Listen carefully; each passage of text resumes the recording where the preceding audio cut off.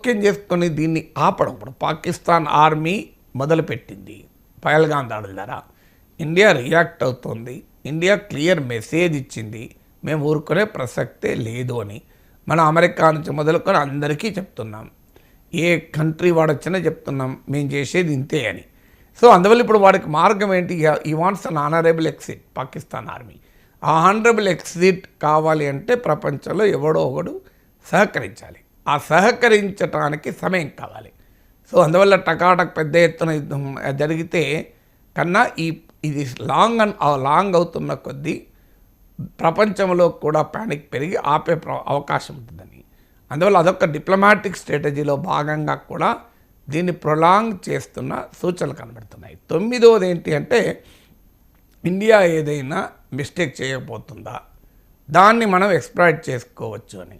ఇప్పుడు మనకు రిపోర్ట్స్ కూడా వస్తున్నాయి. సివిలియన్ ప్లేన్ను ముందు పెట్టి డ్రోన్లు వస్తున్నాయి.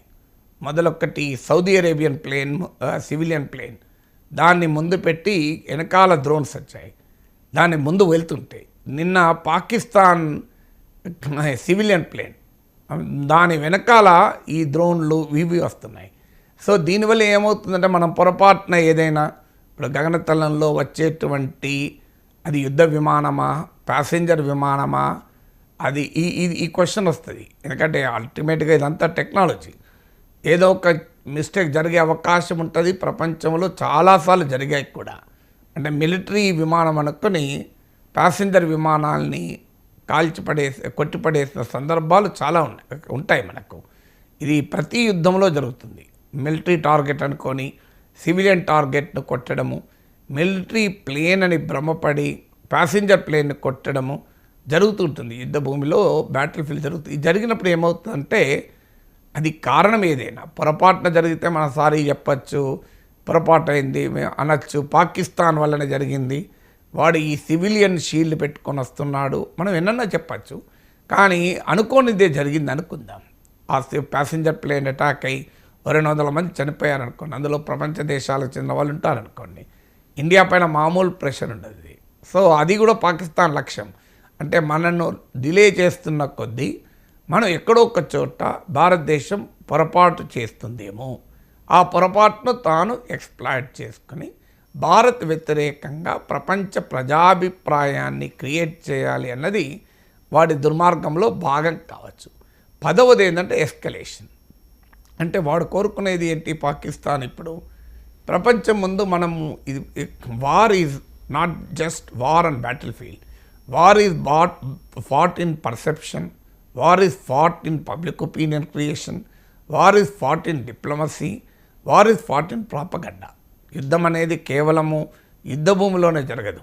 యుద్ధం అనేది భావాలను క్రియేట్ చేయడంలో జరుగుతుంది, ప్రజాభిప్రాయ నిర్మాణంలో జరుగుతుంది, దౌత్యంలో జరుగుతుంది. అందువల్ల ప్రతి వార్లో పర్సెప్షన్ వార్ ఉంటుంది, ప్రాపగండా వార్ ఉంటుంది. ఇప్పుడు ఈ పర్సెప్షన్ వారు మన బ్యాటిల్ ఫీల్డ్ వార్లోనే కాదు పాకిస్తాన్ పైన పైచేయి సాధించింది.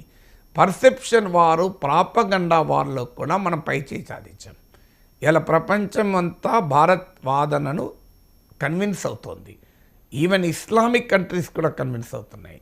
పాకిస్తాన్ మిత్ర దేశాలకు కూడా ఏమీ అనలేని పరిస్థితికి వచ్చాయి. ఇంత జరుగుతున్న బహిరంగంగా వచ్చి భారత్ను మీకు తుర్కీ ఖండించలేదు, చైనా ఖండించలేదు, ఇది ఇండియా దుశ్చర్య, ఇండియా ఇలా రియాక్ట్ అవుతుంది అని. ఎందుకు? We're winning the perception war.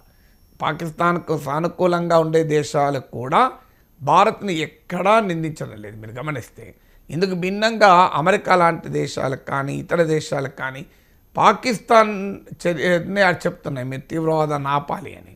ఎందుకు మనం సాధించగలిగాం పర్సెప్షన్ వార్ అంటే, మన రెస్పాన్స్ అలా ఉండడం వల్ల.